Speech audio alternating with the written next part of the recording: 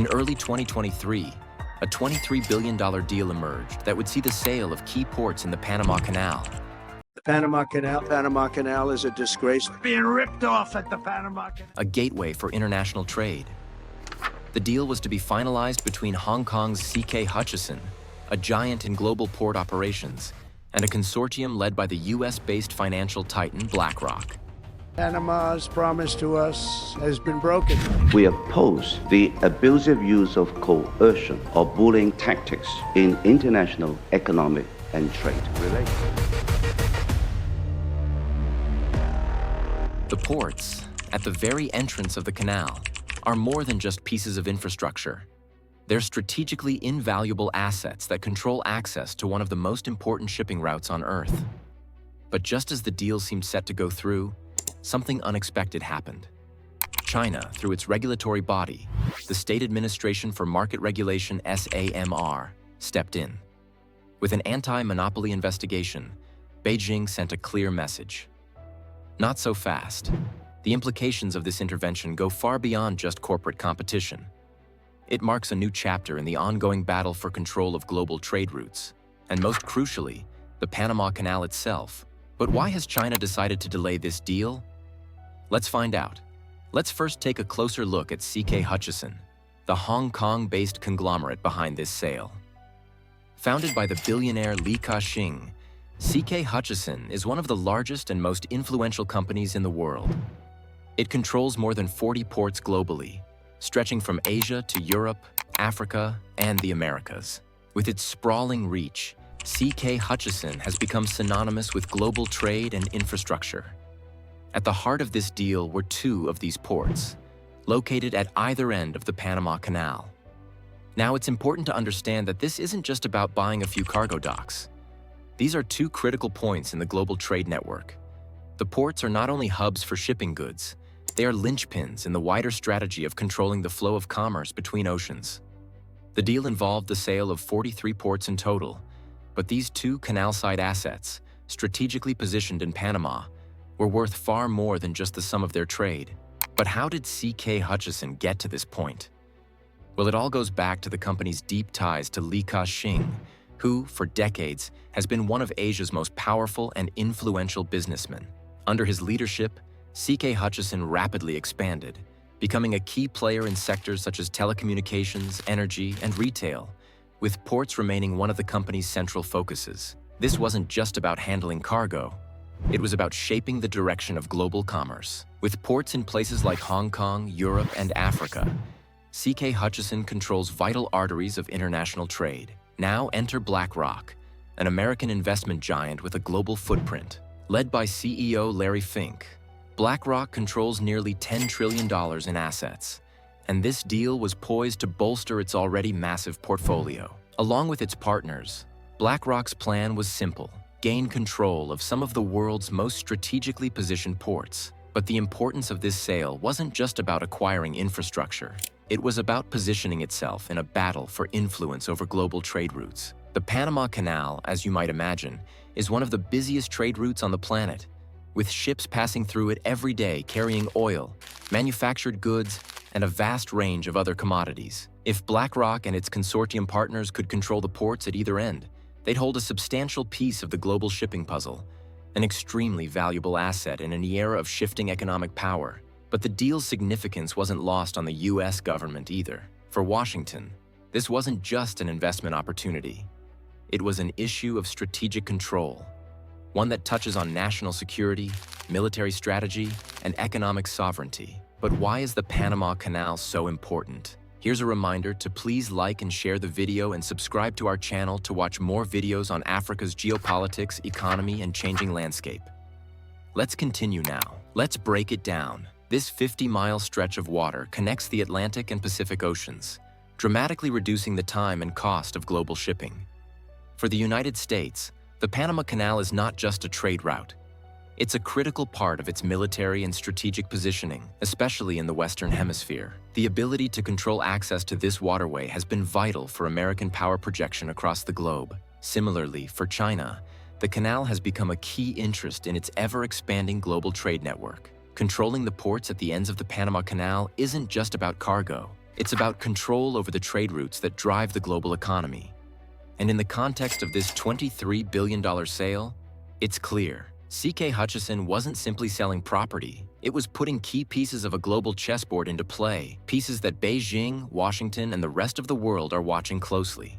As the $23 billion port sale was about to close, China threw a wrench into the works. The unexpected intervention came from the State Administration for Market Regulation, SAMR, China's top regulatory body. SAMR, known for overseeing anti-monopoly and foreign investment laws, launched a surprise investigation into the deal. The reasoning? The potential for foreign domination over one of the most strategic maritime passages in the world. China's move sent shockwaves through the business world and beyond. SAMR's investigation wasn't just about economic fairness, it was a clear message from Beijing about its stance on foreign influence in its sphere of interests. To understand the gravity of China's action, it's important to consider Beijing's long-standing policy on critical infrastructure. For China, controlling key infrastructure is not merely a business venture, it's a matter of national sovereignty and security. The Panama Canal is no exception. For Beijing, this wasn't just about a few port terminals. It was about maintaining its growing influence in global trade, and its message was clear. Critical infrastructure in its orbit would remain firmly under Chinese control, or at least under China's influence. At the heart of this intervention was President Xi Jinping's strategic vision for China's role in the world. Under Xi's leadership, China has pushed for global economic dominance through initiatives like the Belt and Road Initiative (BRI), a sprawling program aimed at reshaping global trade routes and infrastructure. The Panama Canal, positioned between two major oceans and with easy access to key global markets, fits perfectly into Xi's broader vision. The deal wasn't simply a transaction, it was a geopolitical maneuver that China could not afford to let slip. But what truly set this intervention apart was the timing. The sale was set to be finalized during China's annual 2 sessions, a pivotal moment when the country's top leadership convenes to discuss national priorities. To Beijing, this wasn't just a corporate decision, it was a question of sovereignty, influence, and strategic positioning in the global order. Reports suggest that President Xi himself was deeply angered by the fact that CK Hutchison had pushed the sale forward without consulting Beijing. The timing, as many saw it, made the sale feel like a snub,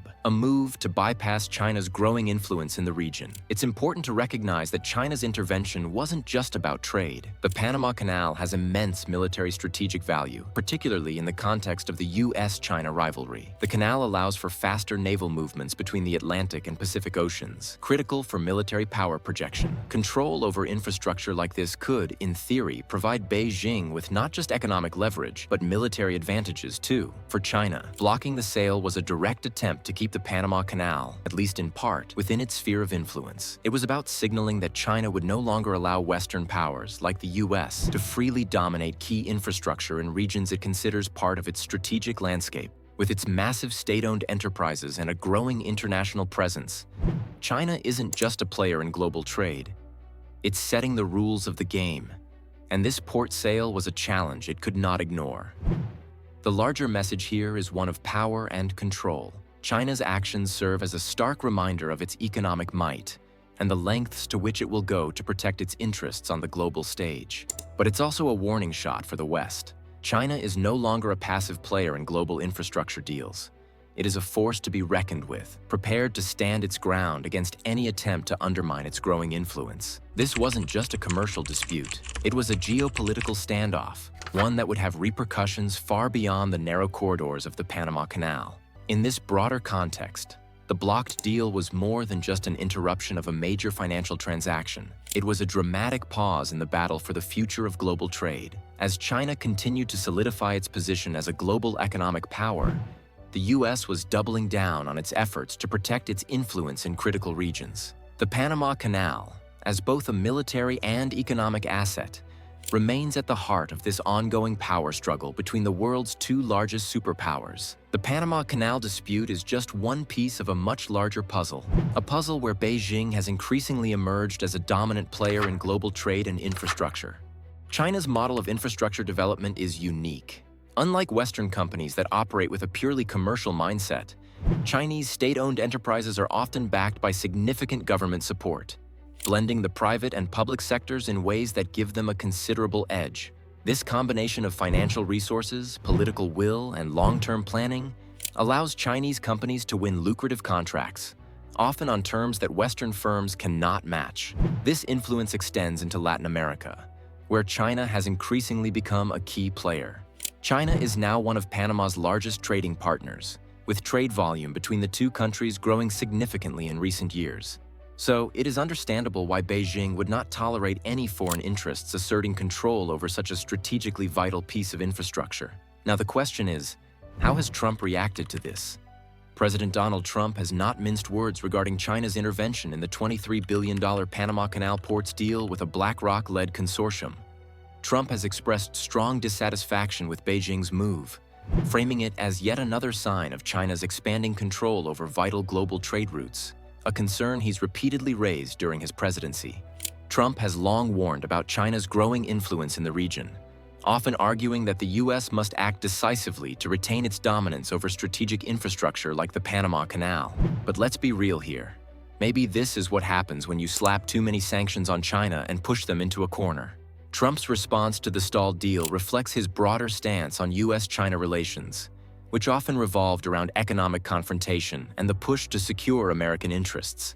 In his mind, this latest Chinese move is proof that the U.S. needs to double down on efforts to counter China's rising influence, not just in the Panama Canal, but across the globe. For Trump, this isn't just about trade, it's about power and the U.S.'s place on the world stage. But with China flexing its muscles, America may need to rethink how to stay in the game. Do you think this might create trouble for China? Will the U.S. try to win the deal again? Let us know in the comment section. Did China take the right decision? Do you want to watch more videos like this one? If yes, subscribe to our channel and press the bell icon next to it. We have decided to bring videos on something nobody talks about: African politics, economy, and increasing power. Thanks for watching, and until the next video, stay tuned.